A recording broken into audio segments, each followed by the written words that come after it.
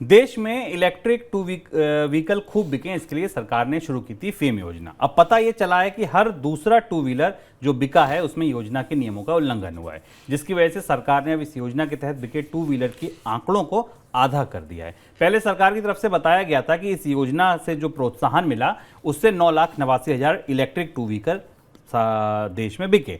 अब सरकार ने उस आंकड़े को घटा के 5,64,000 कर दिया है। सर, कैसे हुआ ये घोटाला? ये अपने आप में भारत में किसी सरकारी सब्सिडी स्कीम में, ये तो अपने तरीके की पहली सरकारी स्कीम सब्सिडी स्कीम थी जिसमें एक किस्म का स्कैम है या घोटाला है, और ये स्कीम पूरी तरह असफल हुई। सरकार इसे मान रही है। इस स्कीम का ढांचा क्या था? सरकारें चाहती थी कि भारत में लोग पेट्रोल से चलने वाले स्कूटर और मोटरसाइकिल छोड़कर ई स्कूटर लेकर आए। नीति आयोग ने एक लक्ष्य रखा था कि भारत को अगर कार्बन उत्सर्जन कम करना है, यानी पर्यावरण को गर्म करने वाली गैसों का उत्सर्जन कम करना है, तो उसे अपने ट्रांसपोर्ट को बैटरी और इलेक्ट्रिक पर ले जाना होगा। क्योंकि भारत का अधिकांश ट्रांसपोर्ट टू व्हीलर पर निर्भर है, तो सरकार ने एक बड़ी सब्सिडी स्कीम 10,000 करोड़ रुपए की सब्सिडी स्कीम जारी की थी, जिसके जरिए तमाम कंपनियां बाजार में आई थी जिन्हें कहा गया था कि अगर वो ई स्कूटर बेचती हैं, जो कि बिजली से जो बैटरी से चलने वाले स्कूटर हैं, तो उस पर उन्हें 20 से 45,000 रुपए तक की सब्सिडी दी जाएगी।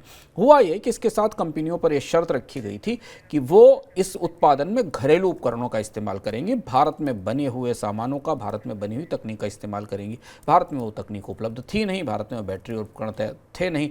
स्कीम लाने से पहले शायद सरकार की तरफ से इस बात के बारे में जानकारी नहीं की गई, कंपनियों का ऐसा ही कहना है, और इसलिए बड़े पैमाने पर चीन से आयात हुआ उपकरणों का, और इससे स्कीम का जो पूरा उद्देश्य था, पर्पस था, वो हार गया, वो असफल साबित हुआ। अब सरकारें मान रही है कि जितनी बिक्री दिखाई गई थी 9,80,000 वाहनों की, वो भी वास्तविक नहीं थी। उससे कम 5,64,000 वाहन ही बिके। अब ये परिवर्तन किस वजह से किया गया स्पष्ट नहीं है कि क्या ये वाहन नहीं बिके और ज़्यादा सब्सिडी ले ली गई, या ये वो वाहन थे जिनमें कि पूरी तरह विदेशी उपकरण लगे हुए थे, ये कहना मुश्किल है। लेकिन 3,000 करोड़ रुपए से ज़्यादा की 3,113 करोड़ रुपए की सब्सिडी इस 10,000 करोड़ रुपए के फंड में से बांट दी गई थी। 10,000 करोड़ रुपए की स्कीम थी जिसमें 3,113 करोड़ रुपए कंपनियों को दे दिए गए थे। अब ये पूरी स्कीम बंद हो गई है, इसे स्क्रैप कर दिया गया। इसके नतीजे के तौर पर आपको एक तो बाजार में ई स्कूटर्स बनाने वाली कंपनियों की संख्या कम हो जाएगी, और दूसरी बात यह कि ई स्कूटर की कीमतें बढ़ेंगी, क्योंकि सब्सिडी के बाद घटने के बाद ई स्कूटर अब उसी लागत पर बिकेंगे जिस लागत पर वो बन रहे थे।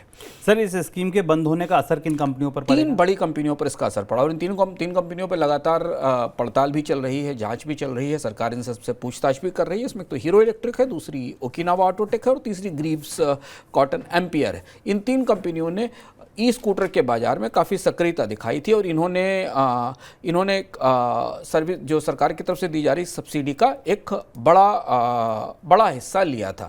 और इनके बहुत सारी कंपनियों के क्लेम, जैसा हम आंकड़े देख पा रहे हैं, बहुत सारी कंपनियों के क्लेम्स भी रिजेक्ट किए गए थे इसके बाद इस प्रक्रिया में।